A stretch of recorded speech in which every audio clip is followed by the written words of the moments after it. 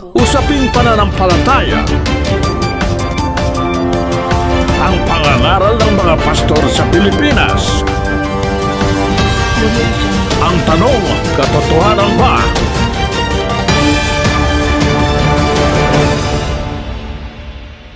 Ang mapapanood ninyong video ay nasa audio lamang. Ito ay ang itanong mo kay Soriano, Biblia ang sasagot. Atin yan bibigyan ng reaksyon pagkatapos ng video. Halina at atin nang panoorin. Ito ang pangalawa. Medyo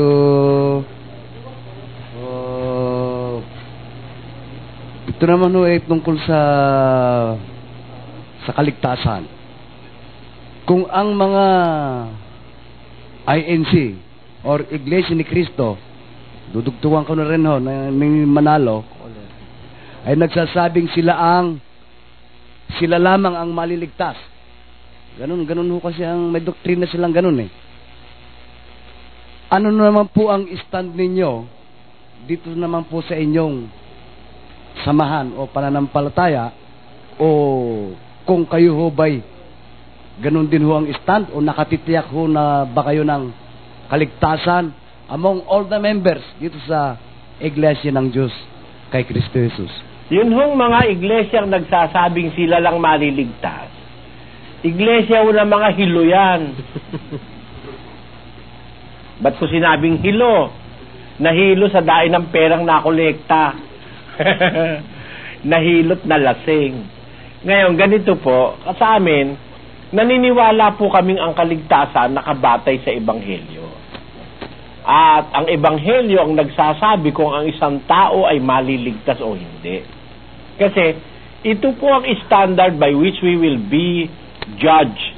Pakinggan niyo po sa Roma 2:16. Ito po ang sinasabi po sa 2:16 ng aklat ng Roma, sa araw na hahatulan ng Diyos ang mga lihim ng mga tao ayon sa aking Ebanghelyo. Ayan, sa Ebanghelyo po hahatulan ng lahat ng mga tao ang kanilang patilihim, ano? Ngayon, sa Ebanghelyo nagsasabi po na ang ililigtas ng Diyos ay ng ating Panginoong Hesus ay ang iglesia. Yung iglesia po na nasa Biblia. Pakinggan nyo sa 5:23 ng Efeso.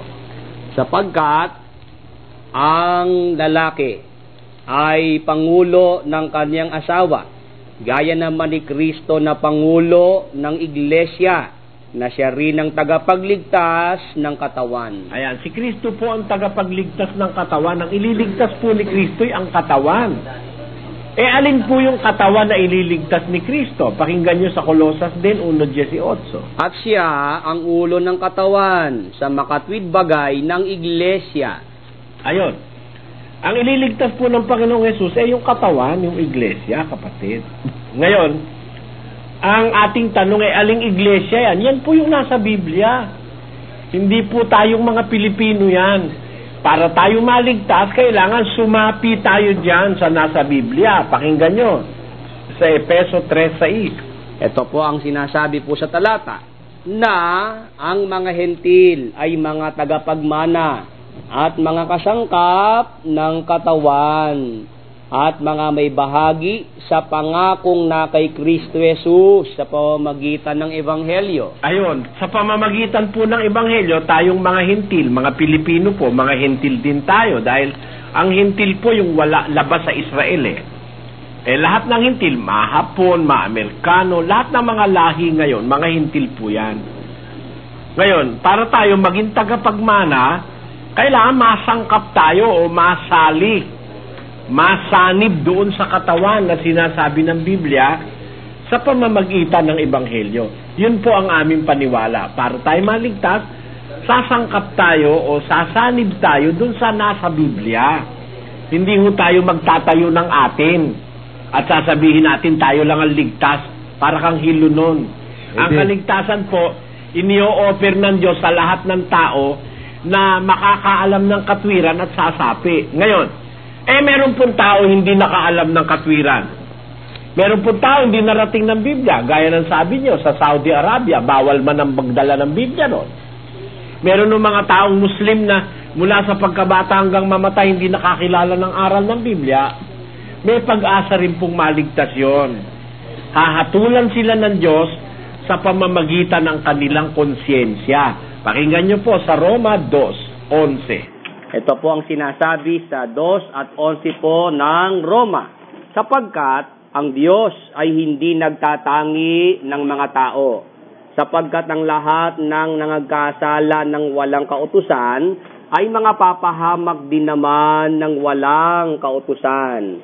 At ang lahat na nangagkasala sa ilalim ng kautusan ay sa kautusan din sila hahatulan, sapagkat hindi ang mga tagapakinig ng kautusan ang siyang mga ganap sa harapan ng Diyos, kundi ang nangagsisitalima sa kautusan ay aariing mga ganap. Sapagkat kung ang mga hentil na walang kautusan sa katutubo ay nagsisigawan ng mga bagay ng kautusan, ang mga ito na walang kautusan ay siyang kautusan sa kanilang sarili, na nangagtatanyag ng gawa ng kautusang nasusulat sa kanilang puso, na pinatotohanan ito pati ng kanilang budhi. Nakita nyo po, meron po mga tao na walang kautusan eh.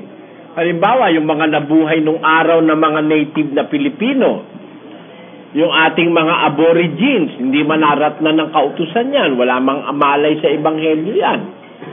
Yun yung mga nabuhay sa mga panahon ng tinatawag na Dark Ages. At miski ngayon nga, kahit na tayo nasa isang modernong panahon, hindi naman po lahat ng tao ay nakakaalam ng aral ng ebanghelyo eh. Kaya sila'y hahatulan ng Diyos dun sa mga gawa ng kautusang nasusulat sa kanilang puso at sa kanilang konsyensya o budhi. Kaya po, para sabihin ng isang samaan, siya lang maliligtas, impertinente po yun. Hilo yun. Nawawala sa sarili yung ganon. Di niya naintindihan ang Diyos ay pag-ibig, at ang Diyos ay may paraan para maligtas ang kahit na sinong tao sa kanyang kalagayan at sa kanyang naabot. Hindi ka naman po kasi hahatulan ng Diyos doon sa hindi mo naintindihan eh. Hindi ka hahatulan ng Diyos, hindi ka testing ng Diyos sa hindi mo naiintindihan at hindi mo naaabot. Kaya, yung mga taong hindi narating ng kautusan, kung sila naman ay gumagawa ng kabutihan sa kanilang puso at sa kanilang budhi, yung mabuti ang kanilang pinipili, may pag-asa po sa Diyos yun, kapatid. Yun pong hindi naabot ng kautusan. Meron nga po sana akong kamutik na nga ho akong maging membro ng iglesyang yan eh. Pero dun ho sa doktrinang yun, dun ho kami hindi nagkasundo. Kasi nga ho, hindi ko matanggap ng aking damdamin o konsyensya yung doktrinang yon. Bagkus sinabi ko sa kanila, pwede ho bang palitan natin yan ng nakatitiyak na lang tayo ng kaligtasan. Huwag na yung sarilinin natin yung kaligtasan. Palitan na lang natin yan para magkasama-sama tayo. Ayaw ho. Sige ho, marami yung salamat. Salamat ho, kapatid. Okay. Napakabuti ng budhi nyo. Salamat po. Ayaw niya nung konti lang ako rin ayoko rin naman ng kapatid na Dani na para sasarilinin mo kaligtasan. Napakaswapang mo naman. Opo. Magandang gabi po. Kasi ang tanong po, yung pagiging credibility po ng Bible, kung yan po ba yung aklat na yung dalisay, yung walang bahid na kasinungalingan, nagsasabi ng totoo. Kasi yung first time ko rin nakaka-encounter po na inaralan ako ng aral ng Islam. First time, sabi ko sa mga kapatid natin na first time kong makahawak ng Holy Quran nila, ako pa pinabasa. Ng mga kasunayan na unang-una, si Kristo hindi na pa ako sa krus. Tapos, may pinabasa pa sa akin na 7 yung langit. Sabi ko, hindi ko rin naitanong sa kanila kung yung Holy Quran ba, di ba yung aklat na dapat ding paniwalaan. Kasi hindi ko na-reverse question sa kanila. Kaya ayaw ko rin magkaroon ng malaking pagtatalo. Basta hindi naman ako naging confused sa...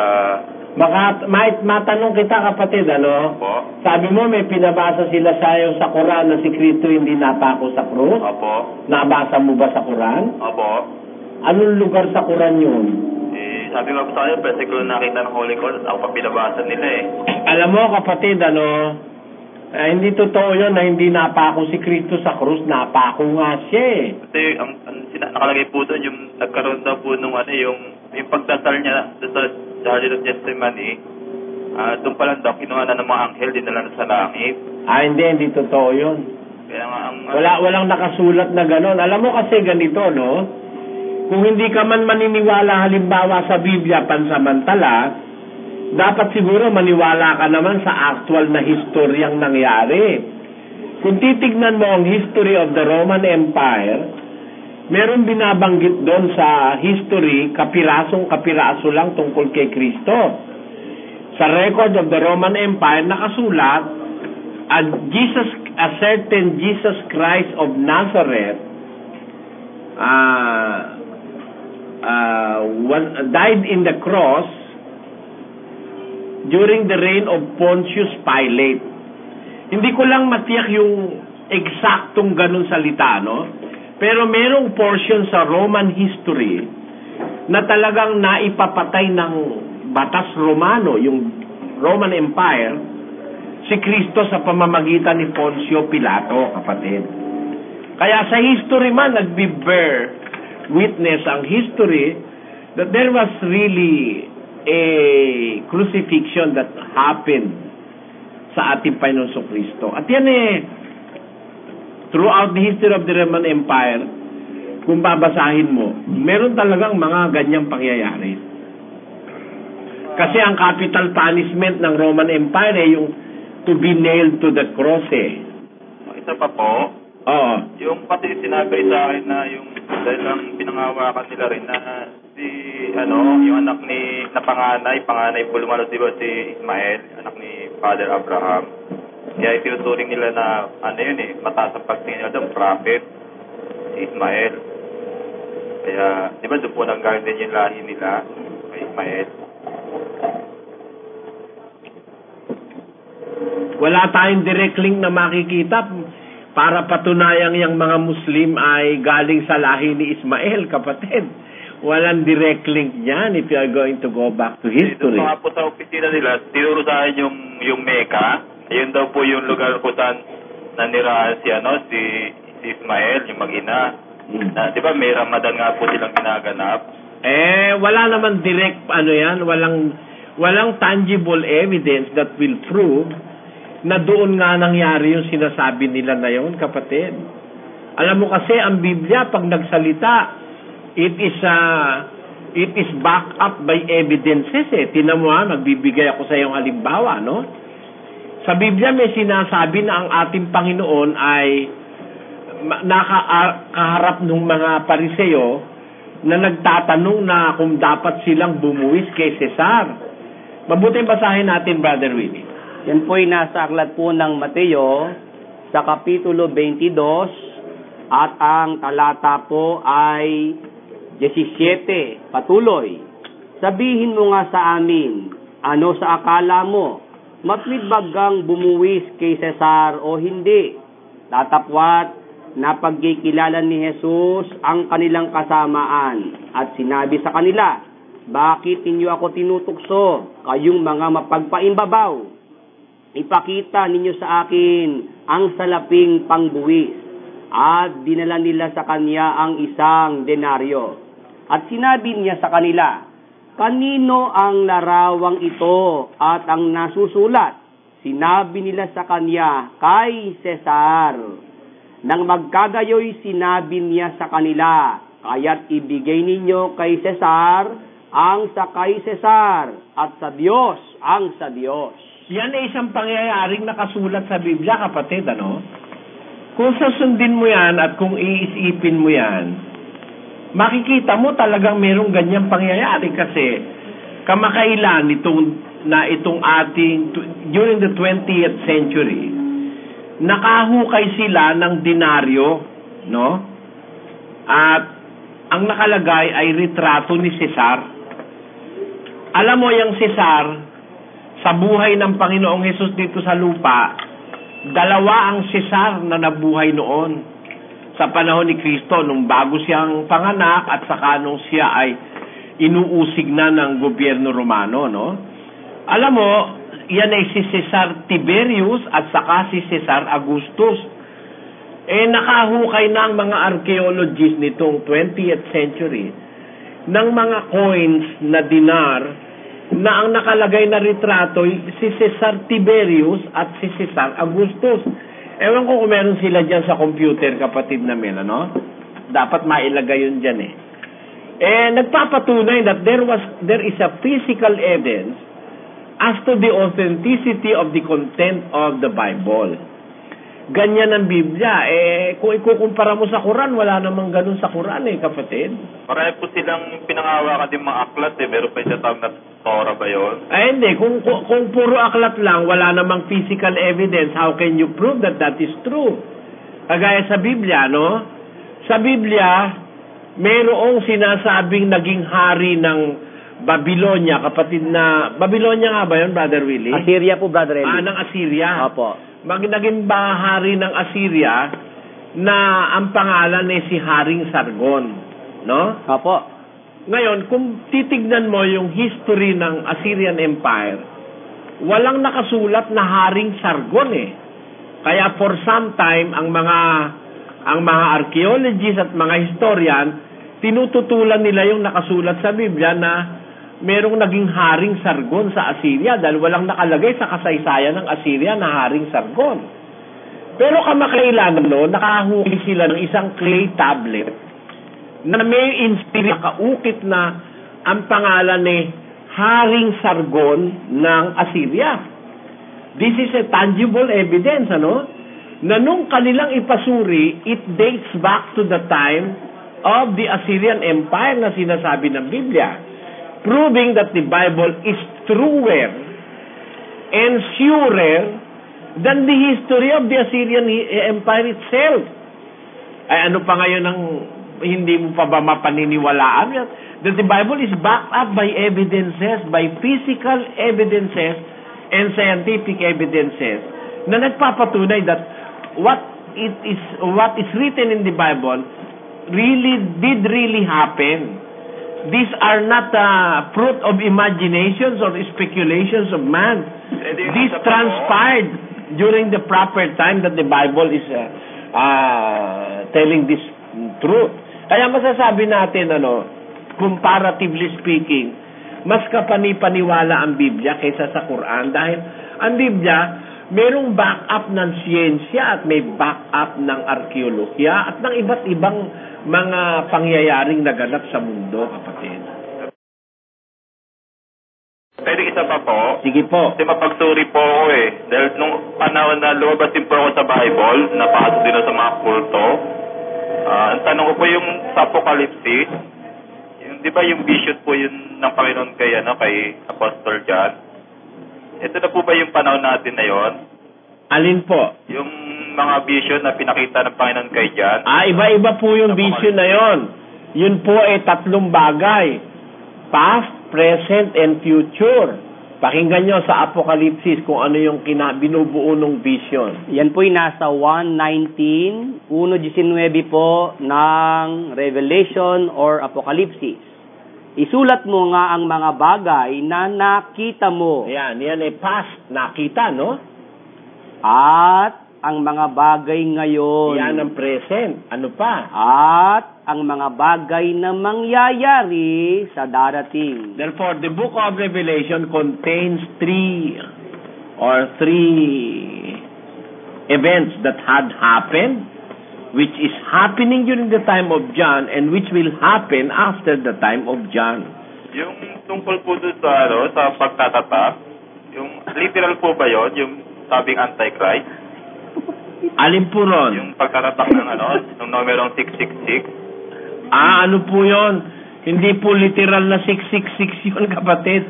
Alam nyo, ang Book of Revelation, symbolic yan karamihan dyan Hindi po yan literal na kagaya ng pinalabas sa sine na yung bata meron doon sa ulo na 666 na literal. At ang pagkakasulat pa ay Arabic numerals, 666.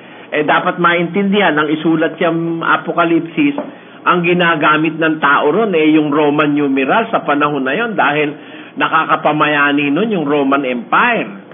Kaya sa Roman numerals, meron yatang 6 na letra lang na ginagamit Yung I, yung V, yung X, yung L, at saka yung M. 6 lang yata yung letra na yan nakatumbas ng Roman numerals nakakatuwa doon sa nakita ko sa sine, merong sa pelikula 666 talaga na Arabic numerals. Arabic ba yung tawag doon, kapatid na Josel? Roman. Arabic. Arabic pa ang pagkakasulat Meaning hindi learned sa Biblia yung gumawa noon. Kasi dapat yan ang pagkakasulat Roman numerals, di ba, kapatid na Josel? Opo. Yan ang ating masasabi. Yung nangyayari po ba ngayon sa panahon natin ngayon, yung sinasabing 666? Ay, nung araw pa, nag-umpisa na yung kapangyarihan niya 666, kapatid. Anong anong century? Nag-umpisa yan, siguro mga 3rd or 4th century, yung kapangyarihan niya 666. Kasi sa aking pagsusuri, sa aking pag-analyze lang, hindi kaya yan yung dahil sa technology, di ba sinabi naman ng Panginoon sa kanyang malapit na pagdating, yung tataas ang karunungan ng tao? Hindi. Kung technology sinasabi mo, wala pa nga itong modern technology, naghahari na yung 666 na yan no? Alam mo kasi, dapat mo lang maintindihan yan Yung 666 ay representasyon niya ng isang tao. Tao tinutukoy dyan, kapatid, hindi technology. Pakinggan mo, babasahin natin sa 13:16 hanggang 18 ng Book of Revelation. At ang lahat, maliliit at malalaki, at mayayaman at mga dukha, at ang mga laya at ang mga alipin, ay pinabigyan ng isang tanda sa kanilang kanang kamay o sa noo. At nang huwag makabili o makapagbili ang sinuman, kundi siyang mayroong tanda sa makatwid ay ng pangalan ng hayop o bilang ng kaniyang pangalan. Dito'y may karunungan. Ang may pagkaunawa ay bilangin ang bilang ng hayop sapagkat siyang bilang ng isang tao at ang kanyang bilang ay 666.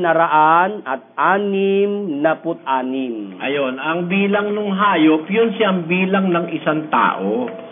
Tao yan, kapatid, na makapangyarihang tao, dahil ang lahat ng mga tao, mayayaman, mga dukha, maliliit, malalaki, mga laya, mga alipin, mayayaman, mahihirap, nabigyan niya ng tanda sa kanilang kanang kamay o sa noo. Ibig sabihin, nasakop niya ang mga tao sa mundo. Ay, hindi po isang tao lang yon. Tao yan, ang representasyon yan, isang tao, pero yan ay isang office na nasa isang tao na nag-umpisa nung 3rd century or 4th century AD.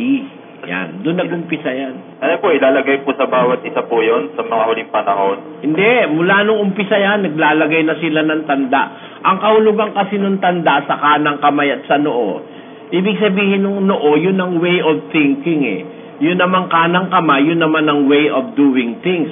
Kaya sa isip at sa paggawa, ang mga kampo ng Antikristo, natandaan na niya. May tanda na sa isip at saka sa kanilang paggawa. Sila'y mga taong misled. Yan ang mga kampo ng Antikristo. Misled sila sa pananampalataya. Ano po ba yung tamang ninegosyo ayon sa Biblia? Pagninegosyo? Ayon sa Biblia po. Yung tama po. Ang tamang pagninegosyo, yung pagninegosyo aasa ka sa Panginoon Diyos. Gaya nung sinasabi sa 4 ng Santiago. Pakinggan mo. Ito po ang sinasabi po sa 4:13, patuloy. Magsiparito ngayon, kayong nagsisipagsabi, ngayon o bukas ay magsisiparoon kami sa gayong bayan, at titira kami doong 1 taon, at mangangalakal at magtutubo. Kayo ngang hindi nakakaalam ng mangyayari bukas. Ano ang inyong buhay? Kayo nga'y isang singaw na sa sangdaling panahon ay lumilitaw at pagdakay napapawi. Sapagkat ang dapat ninyong sabihin ay, kung loloobin ng Panginoon, ay mga bubuhay kami at gagawin namin ito o yaon. Ayun, kaya kung magninegosyo ka, mangangalakal ka, nasa ilalim ng kalooban ng Panginoon. Yun ang ibig sabihin dyan ni Santiago, no? Ngayon, anong negosyo ang pwede? Lahat ng negosyong hindi nakakapirwisyo ng kapwa-tao. Baka magninegosyo ka, droga, dapat ikulong ka, di ba? Baka magninegosyo ka, waiting lord ka, masama rin yun dahil pinahihirapan mo yung mahihirap, nagpapakayaman ka naman. Baka ang negosyo mo naman ay sabong, o alak, o bisyo, masamang negosyo yan sa harap ng Diyos, kapatid. Sige po, maraming salamat po. Kylie, ano po ba ang batayan ng Iglesia ni Cristo tungkol sa pagboto? Sa pagboto, sabi raw ng Diyos, kailangan magkaisa sila. Sabi po nila, kailangan daw magkaisa, sabi ng Diyos. Ngayon, ganito yon, kapatid. Totoo pong may utos ang Diyos na pagkakaisa, pero hindi sa pagboto. Kasi maraming pwedeng pagkaisahan ng mga tao. Pwedeng magkaisa sa damit. Tanyo yung mga nagkakaisa sa damit, parang naka-uniforme, magkakapareho. Ito yung Iglesia ni Cristo, hindi naman magkakapareho damit. Meron nagsusot ng puti, may nagsusot ng pula, may nagsusot ng itim. Paglabas nila sa kapilya, iba-iba damit, multicolored. Diba? Hindi rin sila magkakaisa sa itsura ng bahay nila. Hindi ba parang Eskimo? Ang Eskimo, isa tabas ng bahay, gawa sa yelo. Diba? Hindi rin naman sila nagkakaisa sa pagkain. Meron ako nakita, naglabasan sa kapilya, yung iba pumasok sa McDo, yung iba sa Jollibee. O, tamo, hindi rin nagkakaisa. Ngayon, ang nakakapansin dyan, ang tawag ng pansin, pagdating sa pagboto, mahigpit na sinasabing sila'y nagkakaisa. At pag hindi ka nakipagkaisa, ititiwalag ka ng kanilang iglesia. Alam nyo kung ba't ganon? Kasi kinakapital nila yung kanilang mga miyembro para kumuha ng impluensya na sa mga kandidatong kumakandidato, kapatid. Yun ang kahit anong suma ang gawin mo, yun ang papataka nun. Kasi kung totoong ang utos ay pagkakaisa, ba't sa maraming bagay hindi sila nagkakaisa? Bakit pagdating lang sa pagboto sila nagkakaisa at itinitiwalag pa ang hindi makikipagkaisa sa pagboto, kapatid?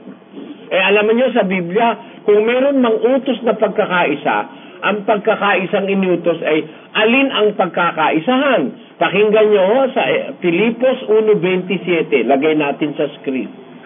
Ang inyo lamang pamumuhay ay maging karapat-dapat sa Ebanghelyo ni Kristo, upang maging ako ay dumating at kayo'y makita o wala man sa harap ninyo, ay mabalitaan ko ang inyong kalagayan na kayo'y matitibay sa isang espiritu, na kayo'y magkaisa ng kaluluwa na nangagsisikap sa pananampalataya sa Ebanghelyo. Saan po tayo magkakaisa? Sabi ni Pablo, kayo'y magkaisa ng kaluluwa na nagsisikap sa pananampalataya sa Ebanghelyo. Ayun, doon po pala tayo magkakaisa sa Ebanghelyo, sa pananampalataya, hindi sa pagboto. Tingnan ninyo. Maraming bagay, hindi sila nagkakaisa, mga iglesia ni Manalo. Pero sa pagboto, kakaisa sila. Kasi tinatakot sila ng gusto, ititiwalag ka pagka hindi ka nakipagkaisa sa iboboto ng kanilang pinuno. Ano po ay ibig kong sabihin, kapatid?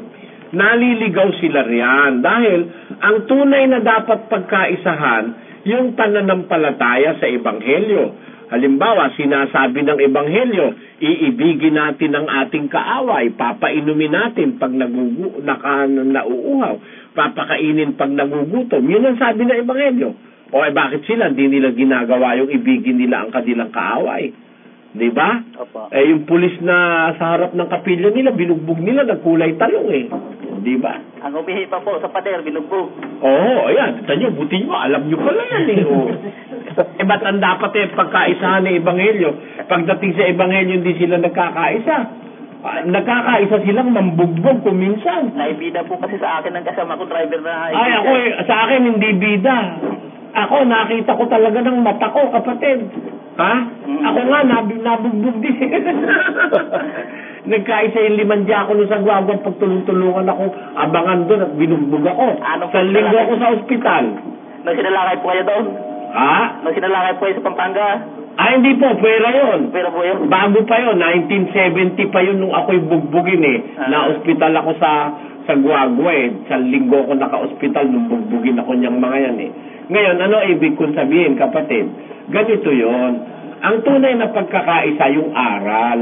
Sa pagboto, hindi tayo dapat makialam dyan dahil yan sa gawain ng sanlibutan yan kung talagang sila'y sa Diyos, di sila dapat makihalo dun sa mga bagay ng sanlibutan. Sila'y buyong-buyo dyan sa politika kasi humahanap sila ng impluensya. Yan ang aking pag-aaral dyan. Yan ang aking opinion dyan. Magandang gabi po, Brother Eddie. Magandang gabi po. Ang itatanong ko po ay bakit po ba linalamayan ang namatay na tao? Dapat bang lamayan at dinadasalan bago dalhin sa huling hantungan? Brother Eddie? Alam nyo, sa mga Kristiyano nung una, hindi uso yung lamay-lamay. Siguro kaya nauso yung lamay-lamay, mayroong mga sakula, may mga pabeto-beto, mayroong mga ginagawang gano'n para kumite, kapatid na Josel di ba? Opo. May tong kasi yan, Brother Eli. Meron pong tong. Oo, may tong. Sa Biblia kasi, sa mga Kristiyano, walang gano'n, kapatid. Maaari siguro na makikita natin sa Biblia yung kagaya nung si San Lazaro, pagkamatay, inilibing, pakagaya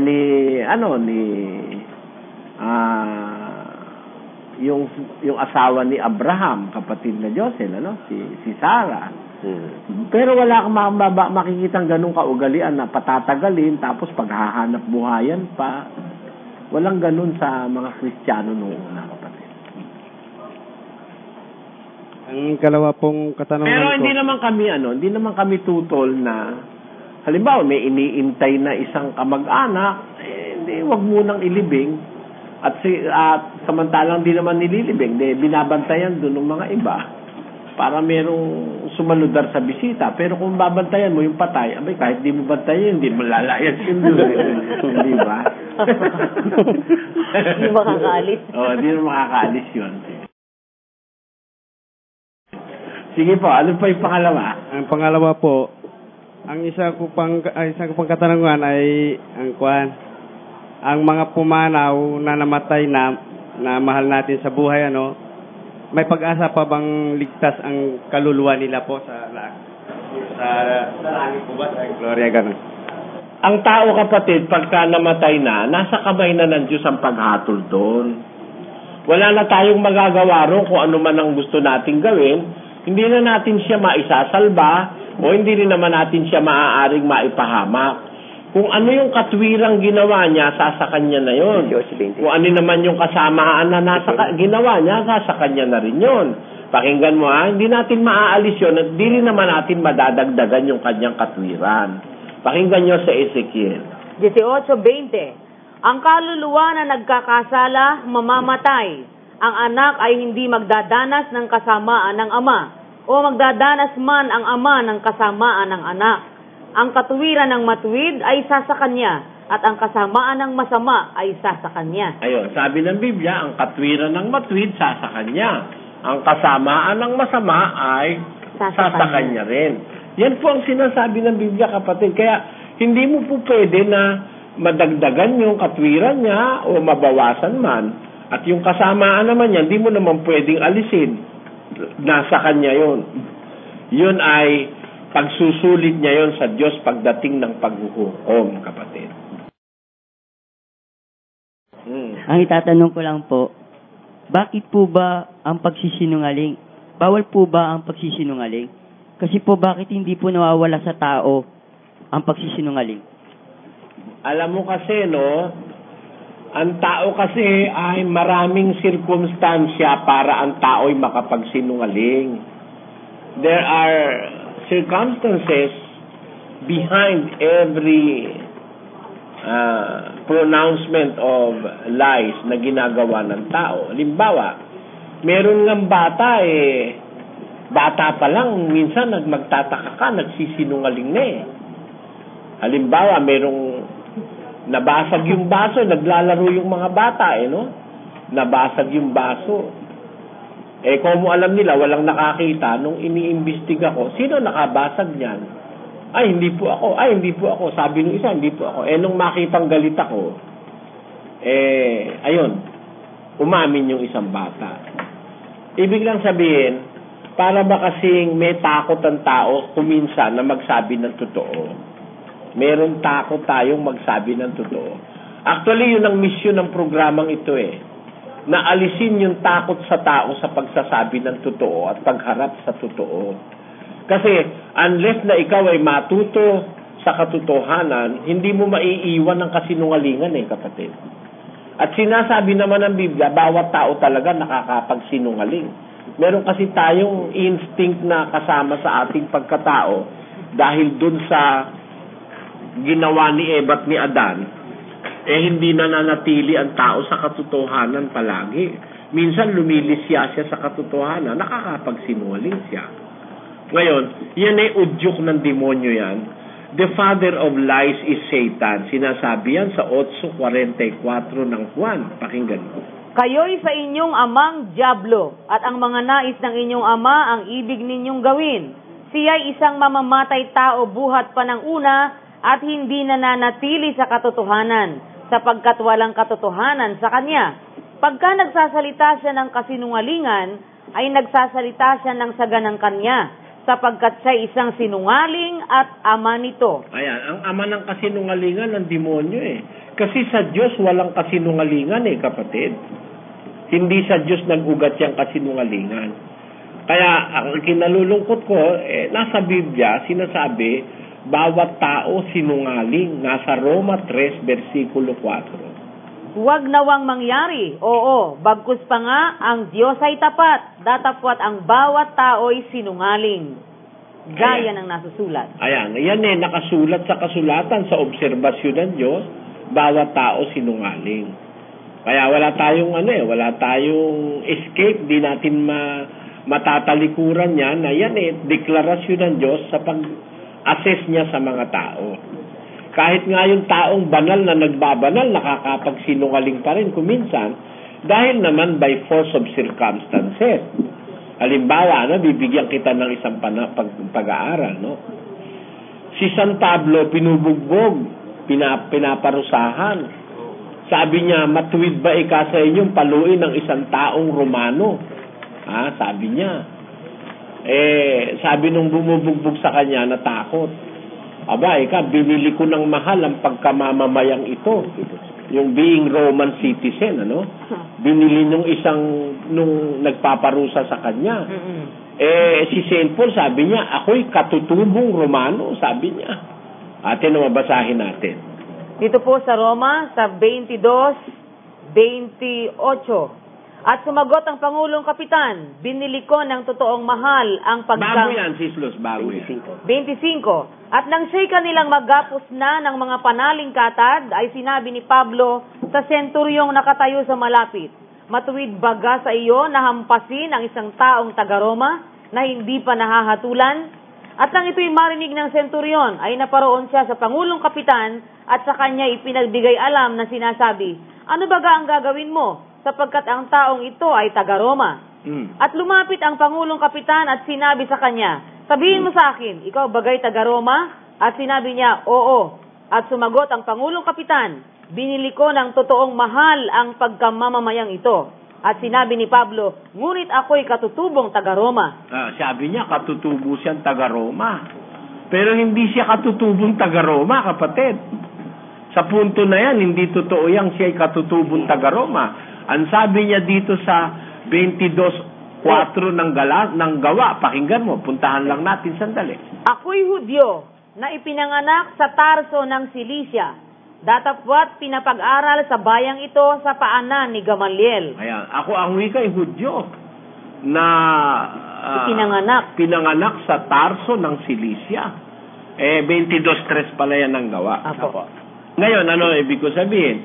Kaya yung sinabi niyang si katutubong taga-Roma, that is not the real truth. Diyan sa punto na yan, nakapagsinungaling din siya. Kasi, kaya siya nakapagsinungaling, di naman niya sinasadya. Dahil siya pinubugbog na pinaparusahan na siya di ba? Para lang si Pedro, kasama ka ba ni Jesus? Ay, hindi ka. Nakapagsinungaling din siya, di ba? Kasi pag umamin siya, pati siya, bibirahin ng mga Hudyo di ba? Ganon yun. Minsan, ang tao nakakapagsinungaling by force of circumstances. Kasi po, kahit hindi pa po ako nakahanip po dito sa samahan niyo po, kada po may mga nakakausap po ako mga ibang tao, kinukwento ko po kayo, binibida ko po kayo, tsaka pinagmamalaki po. Kaso nga lang po, bakit mga ibang nakakarinig po sa inyo, pag naririnig po yung pangalan nyo, para po silang allergic, ayaw po yung naririnig yung pangalan nyo po. Parang ano po sila umiiwas po sa mga bagay na ikukwento ko tungkol po dito. Bakit po kaya maraming kumakalaban pa rin po sa inyo kahit na puro katotohanan yung mga sinasabi nyo? Tinan mo bibigyan kita halimbawa. Nabasa mo na ba sa Bible si Kristo nagpakain ng meron 12,000 katao? Opo. Tapos minsan nagpakain naman siya 5,000 namang katao, di mahigit, Marami siyang pinagaling, libo-libo rin. Pero tinan mo, nung siya'y nililitis na ni Pilato, nung sumisigaw yung mga Hudyo, sino ang papawalan ko, sabi ni Pilato? Si Kristo o si Barabas? Nako, ang sigaw ng mga tao, pati yung mga pinakain niya. Ang gusto si Barabas. Ayaw kasi ng tao yung sinasabi mo yung katotohanan Gusto ng tao binubola. Marami diyang mga born again, gusto binubola ng pastor. Ayaw nila yung diretsa, sasabihin mo, gago. Ay, masama yung bunganga yan, gago. Talaga namang gago yun. Ayaw nila. Yung tarantado, ayaw nila talaga sabihin tarantado yun dahil ayaw nila ng totoo ako'y nag-aral kasi ko ng katwiran at katotohanan, kapatid. Kaya, pagka ang tao ayaw ng katotohanan, ayaw sa'yo. Tingin mo si Kristo, dapat mapakaraming magtanggol sa Kanya. Pero nung siya paparusahan, walang kahit isa doon sa ginawa niya ng mabuti na nandoon. Pero libo-libo yung ginawa niya ng mabuti, pinagaling niya sa mga karamdaman, di ba? Kaya, ang general analysis diyan, in his preaching the truth, he made more enemies than friends. And nararanasan ko rin ngayon yun. Mas marami ang galit sa akin kaysa sa naniniwala dahil ang sinasabi ko yung totoo. Dahil ang mundo hindi sanay sa totoo. Sanay ang mundo at mga relihiyoso sa bulahan at sa kaipokritohan. Yan ang masasabi ko sa iyo, kapatid. Apo, totoo po yun. Salamat! Apo, salamat po, Brother Eli. Tanong ko po sana kung ang tao, pag sinilang, meron na nakapagdang kapalaran o siya na rin mismo gumagawa ng kapalaran niya. Alam nyo, ang Diyos hindi tinatakdaan ng kapalaran ng tao na masama. Ang gusto ng Diyos, tayong lahat mapabuti. Yun ang unang-unang intensyon ng Diyos.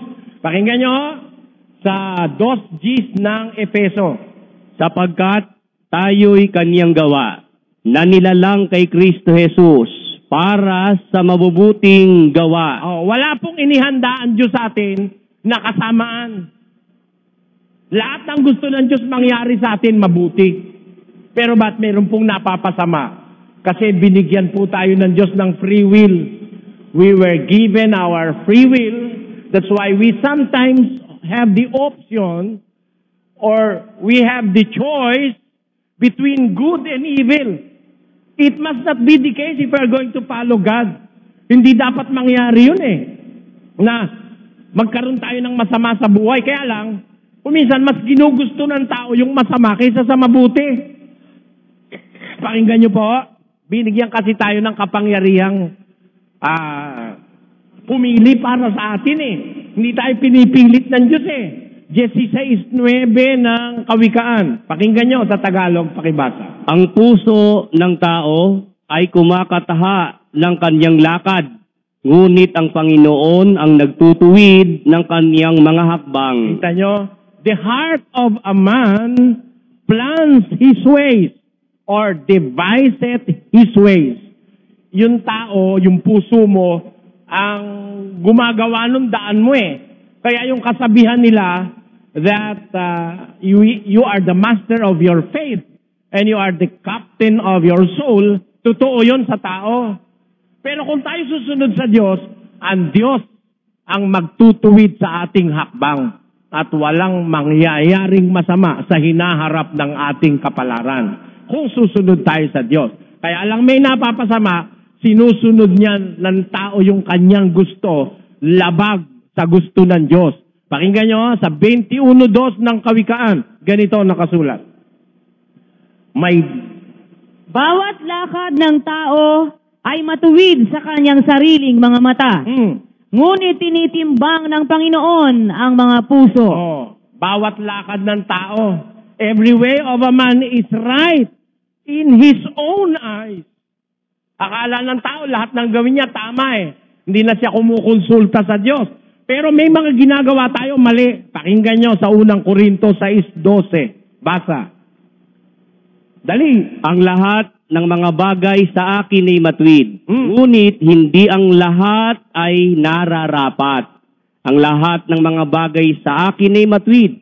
Ngunit hindi ako pasasakop sa kapangyarihan ng anuman. Tenyo, lahat ng bagay matuwid para sa akin. Pero hindi lahat ng bagay nararapat, sabi ni Pablo. Kaya doon tayo dapat sumangguni sa Diyos. Hindi ko mong matuwid sa atin, matuwid na rin sa Diyos.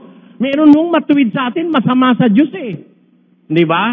Yun nung yumakap ka sa santo.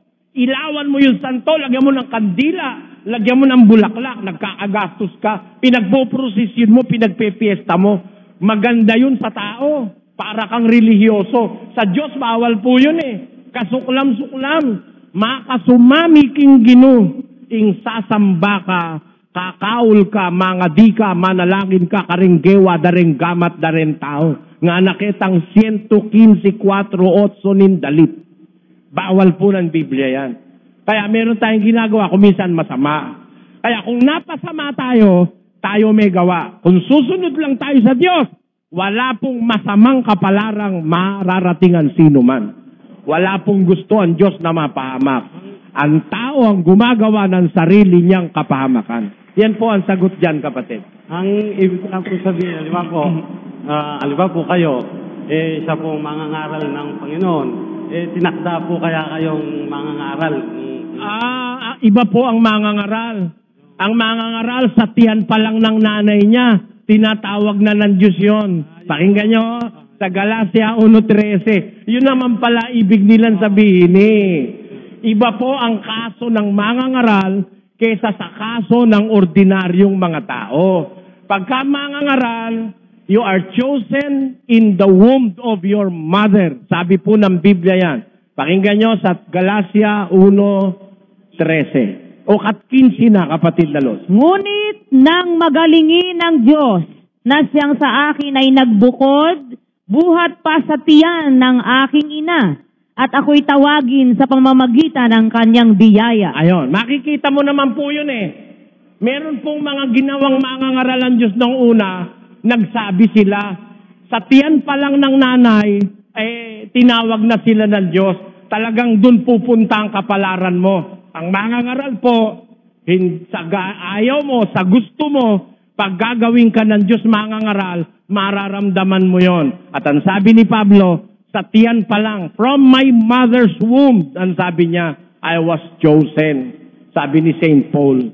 Kaya po, ang kapalaran ng mangangaral, sa tiyan pa lang. Kaya nga, pag mangangaral ng Diyos maalam sa salita ng Diyos knowledgeable about the scriptures. Isipin mo naman, sa tiyan pa lang pinili na. Pwede ba naman yung sa tiyan pa lang pinili, bobo?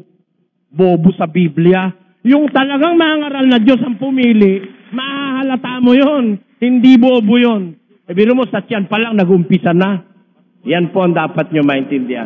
Salamat po, kapatid. Salamat po. Maraming salamat po. Magandang gabi po sa lahat ng nanonood po ng Ang Dating Daan. Ang katanungan ko po ay ganito. Sa Mateo 12:32 po, merong sinasabi na ang kasalanan po sa Espiritu Santo ay walang kapatawaran sa lupa. Ay tapos po yung sa kasalanan sa anak, meron. Paano po nangyari po yun? Brother Eli? Wala namang nakalagay, kapatid, na kasalanan sa anak. Ang nakalagay, kasalanan sa anak ng tao. Ano? Anak ng tao. Ibig sabihin yung person ni Jesus Christ. Yung kanyang katawang tao, pag nagkasala ka ron, may possibility pang mapatawad ka. Kasi, pakinggan mo, basahin natin. Ano? Ito po ang nakasulat sa atin pong TV screen, 12:32 po ng Mateo. At ang sinumang magsalita ng isang salitang laban sa anak ng tao ay ipatatawad sa kanya. Tatapwat ang sinumang magsalita laban sa Espiritu Santo ay hindi ipatatawad sa kanya kahit sa sanglibutang ito o maging sa darating. Kaya yung nagkasala na pumatay mismo dun sa katawan ng ating Panginoong Jesus, kasi yung kanila namang pinatay yung pagkatao, no? Napatawad yun yung iba ron, napatawad ng Diyos Sinasabi yan dun sa Gawa, kapatid na Willie, sa 2. Sabi po rito po sa 36 hanggang 38, pakatalastasin nga ng buong angkan ni Israel na ginawa ng Diyos sa Panginoon at Kristo itong si Jesus na inyong ipinako sa krus. Nang marinig nga nila ito ay nangasaktan ang kanilang puso. Ang mga tao na yan, yung mga nagpako sa kay Kristo mismo, kapatid na Willie, ano? Opo. Anong sabi nila? At sinabi kay Pedro at sa ibang mga apostol, mga kapatid, anong gagawin namin? Ano sagot? At sinabi sa kanila ni Pedro, mangagsisi kayo at mangagbautismo ang bawat isa sa inyo sa pangalan ni Hesukristo sa ikapagpapatawad ng inyong mga kasalanan. Ayun. Meron palang pag-asang mapatawad mismo yung mga pumatay di ba, kapatid na Willie, no? Opo. Kasi ang kanila lang naman pinatay yung katawang tao di ba? Pero yun ikang magkasala laban sa Espiritu Santo, mabigat yan, kapatid walang patawad kahit sa sanlibutan ito o maging sa darating, kasi ang pagkakasala sa Espiritu Santo yung paglaban mo sa aral no?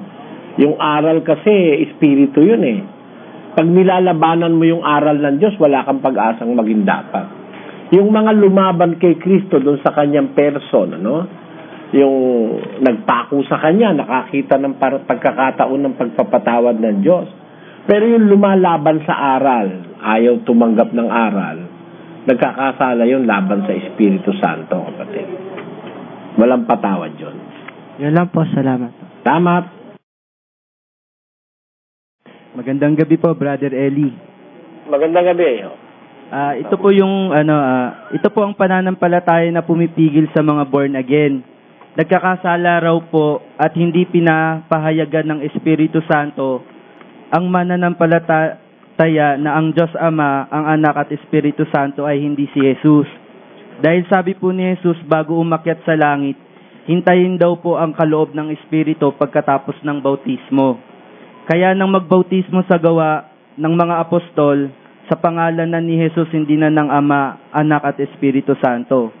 Kung mali po itong pananampalataya, ang tanong ko po, ano po ang mangyayari o consequence sa mga taong maniniwala na si Jesus ang Ama, ang Anak at ang Espiritu Santo? Okay, kapapahamak yung maling pananampalataya, iho.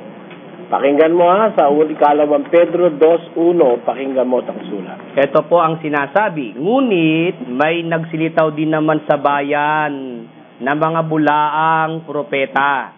Nagaya naman sa inyo yung magkakaroon ng mga bulaang guro na magpapasok sa lihim ng mga makakapahamak na mga hidwang pananampalataya. Kita mo, yung hidwa o maling pananampalataya, pakilagay mo sa English, ay ikapapahamak yan. Ayan sabi, but there were false prophets also among the people, even as there shall be false teachers among you, who privately shall bring in damnable heresies. Kita mo? Makakapahamak na heresies. Ang tawag dyan sa Kastila, Erehe. Mga erehe. Yan mga kalaban ng pananampalatayang itinuro ng mga apostol. Ang mga apostol hindi naman nagturo na ang pangalan ng Espiritu Santo Jesus tinan mo kung di kapangahan yan, Alam mo ba ang kahulugan ng Jesus at saka Kristo? Sa Biblia, yung Christos, sa Greek, yun ay anointed. Anointed, pinahiran. Yung Jesus naman ay tagapagligtas. Kaya kung pagdudugtungin mo, pinahirang tagapagligtas. Ayan. Tinan mo, pinahirang tagapagligtas pala siya. Paano siya naging ama? Paano siya magiging ama? Ang ama ang nagpapahid. Di ba? Ang ama ang nagpapahid. Ang Diyos ang nagpapahid. Si Kristo'y pinahiran. Kaya iba yung nagpahid sa pinahiran. Ito pa. Ang ipinampapahid naman, ang Espiritu Santo. Ang anointment is by the Holy Spirit. Therefore, the Holy Spirit is the medium by which a person can accept or can receive anointment from the Father. Paano mo ngayon tatawagin ng Espiritu Santong Jesus? Siya nagpapahid. Siyang ipinapahid, Ang Espiritu Santo ipinapahid Pakinggan mo sa 4 ng Lucas, kapatid. Ito po ang mababasa sa 4 at 18 ng San Lucas. Umpisahan mo kaya sa 16, kapatid na Willie. Taas po natin ang basa. At siya'y napasan Nazaret na kanyang nilakhan. At ayon sa kanyang kaugalian, siya'y pumasok sa sinagoga ng araw ng Sabat at nagtindig upang bumasa. At ibinigay sa kanya ang aklat ng propeta Isayas. At binuklat niya ang aklat na nasumpungan niya ang dakong kinasusulatan. Alin yun? Sumasa akin ang Espiritu ng Panginoon sapagkat ako'y pinahiran niya. Tama mo, di may nagpahid sa kanya? Opo. Kapatid na Willie? Opo. Umaamin ng Panginoong Jesus na siya pinahiran. At kaya nasa kanya ang Espiritu ng Panginoon dahil yung Espiritu na yun mismong ipinahid sa kanya kapatid na Willie. Opo. Ang Espiritu Santo yan kasi ang ipinapahid Basa. Pakibasa kapatid na Willie. Ganito po ang ating mababasa dito po sa aklat po ng ikalawang Korinto. Meron po ritong nakasulat na ganito. Sa 1 at 21 hanggang 22. Ngayon siya na ang nagpapatibay sa amin na kasama ninyo kay Kristo at nagpahid sa atin ay ang Diyos na siyang nagtatak naman sa atin at nagbigay ng patotoo ng Espiritu sa ating mga puso. Huwag niyong kakalimutan mga kababayan, ang nagpapahid ang Diyos. Opo. At ang ipinapahid sa tao o sa lingkod niya ay Espiritu Santo. Opo. Ngayon, alam mo, kapatid na Willie, Opo. Pag sinabi mo ang Diyos Ama ay Kristo, lalabas kang nahihibang Bakit po? Yung Kristo'y pinahiran Pag sinabi mo yung Ama pinahiran, may nagpahid pa, may mas mataas pa sa kanya, lalabas.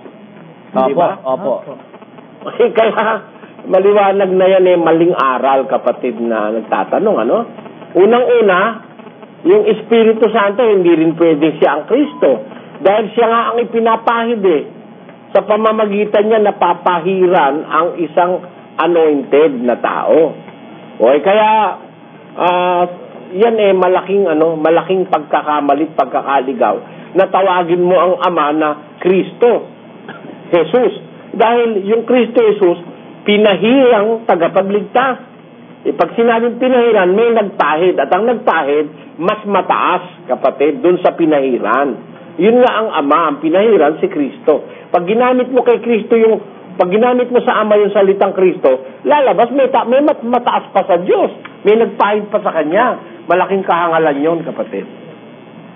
Pangalawa po, ano po ba ang kaibahan ng Christians, bayan ng katotohanan at iglesia ng Diyos? Dahil sabi po sa 2 Chronicles 7:14, bayan na tinatawag sa aking pangalan.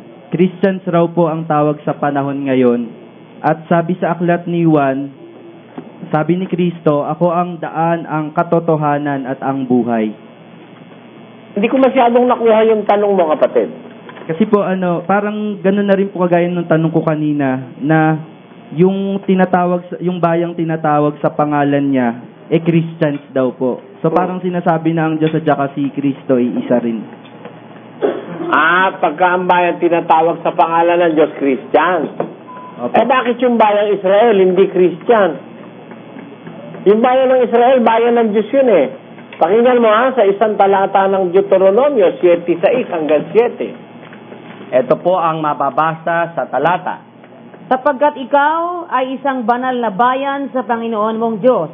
Pinili ka ng Panginoon mong Diyos upang maging bayan sa kanyang sariling pag-aari, na higit sa lahat ng mga bayan na nasa ibabaw ng mga Israel yan. Yan ang bayang Israel. Christian ba yan? Christian ba yan? Ginamit lang naman yung salitang Christian noong unang siglo. Ayan, hindi naman tinawag na Christian yan. Malaking kalokohan talaga yan. Ang aral ng born again na yan. Na ang tawag daw sa bayan ng Diyos, Christian. Hindi. Ang bayan ng Diyos, ang tawag dyan, people of God, sabi ng Biblia. Hindi Christian. Ang Christian, isang individual na Kristiyano yun. Naintindihan mo yung logic ko, kapatid na Luz? Opo. Yung Christian, isang individual na Kristiyano. Ngayon, pagka marami na, group of Christians, tinatawag na yan na church, kapatid na Luz. Kaya, kapatid, magtigil ka ng kapapakinig dyan kapagkat magkakamali ka. Yung unang-una, yung paniniwalang itinanong mo kanina, nasa GIS 38 yun pala ng gawa, kapatid na Willie. GIS 38 po? Ito ang nakasulat. Sa makatuwid bagay, si Jesus na taga Nazaret, kung paanong siya ay pinahira ng Diyos ng Espiritu Santo at ng kapangyarihan. Kita mo, ang ipinampahid yung Espiritu Santo, ang Diyos ang nagpahid. Ang pinahiran si Jesus. Paano naging yung amay Jesus at Kristo? Paano naging Kristo yung ama? Yung amang Diyos, yun ang nagpahid kay Kristo at ang ipinahid ay ang Espiritu Santo. Paano naman ngayon yung Espiritu Santo ay naging Kristo? Siya ang ipinahid kay Kristo. Naku, yung mga born again yan, hilo. Alam mo ba't nahilo yan? Bakit ba? Mga pastor na yan. Bakit ho? Nakakukolekta ng ikapo.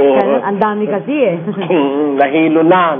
Nagkaloko-loko na. Mga sira na ulo, kapatid na Luz. Tandaan mo yung mga talatang ginamit ko sa'yo, no? Ang Ama ang nagpapahid dahil siya ang highest authority. Ang pinahiran ay si Kristo. Ang ipinahid Espiritu Santo. Paano ngayon pare-pareho pangalan yung tatlo? Malaking kahibangan yung pananampalataya mong kinaroroonan. Reaction ko tungkol sa bautismo. Dapat nating malaman na anuman ang ating hinihiling sa panalangin o bautismo man, ay dapat sa pangalan ng Panginoong Hesukristo. Kaya, dapat ang bautismo ay sinasagawa sa pangalan ng Ama, ng Anak, at ng Espiritu Santo, sa pangalan ng Panginoong Hesukristo. Kaya kapag wala sa pangalan ng Panginoong Hesukristo, baka ibang bautismo ang matanggap ninyo. At tungkol naman sa citizenship ni Apostol Pablo, hindi nagsisinungaling si Pablo. Kristiyano siya. Si Pablo ay ipinanganak sa Tarsus sa Cilicia, isang lungsod na may mataas na katayuan sa Imperyong Romano.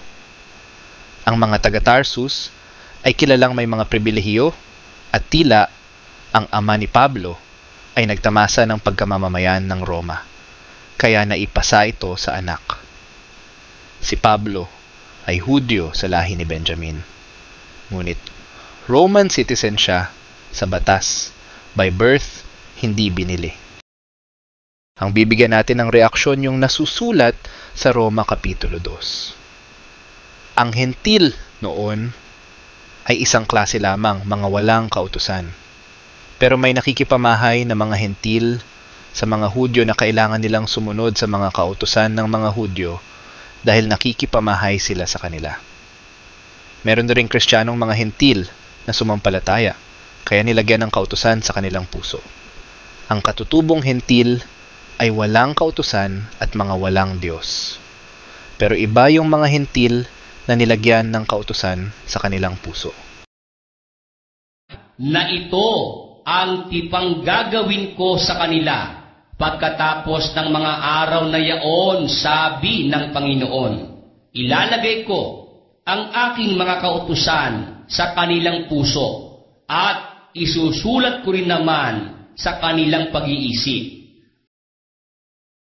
Maraming salamat sa panonood. Kung nagustuhan ninyo ang bago kong upload, please like, share, and comment.